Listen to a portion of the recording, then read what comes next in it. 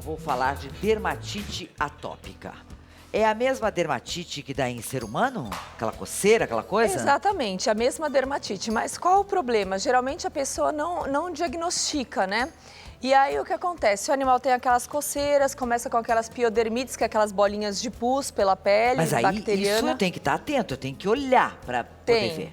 Tem que olhar, que é muito diferente a dermatite atópica. Geralmente o animal, ele tem o pelinho bem ralinho, ele tem umas lesões que você vê que não tem reptilização, não consegue crescer o pelo. E assim, hoje faz uns 3, 4 meses que chegou no Brasil um medicamento que trata. E na verdade, esse animal, ele tem uma falha da barreira dermatológica. Então o que acontece? É como se fosse um monte de tijolinho e aí tem um tijolinho que falta.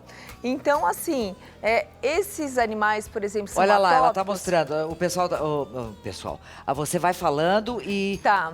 Então, o que acontece? Nos casos clínicos, você observa que o animal tem falha de pelo, mas isso é todo um conjunto, porque aí você tem que tratar a piodermite bacteriana, você tem que tratar as foliculites e fazer um teste alérgeno, que é muito importante.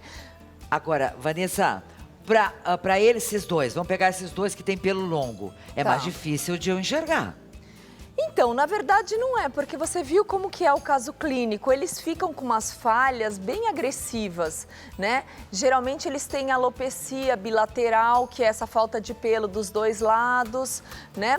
E assim, geralmente a gente faz o teste alérgeno porque não adianta você tratar a dermatite atópica e não tratar a alergia. Porque se você não trata a bactéria, o fungo, porque geralmente é tudo associado, aí você tem que tratar a bactéria, o fungo, ver do que o paciente é alérgico. Tem paciente que é alérgico a quase tudo. Nossa. Né? Alérgico a planta, casca de árvore, cenoura, que alguns são super alérgicos à cenoura. E aí a gente trata todo esse conjunto para nós podermos chegar na dermatite atópica.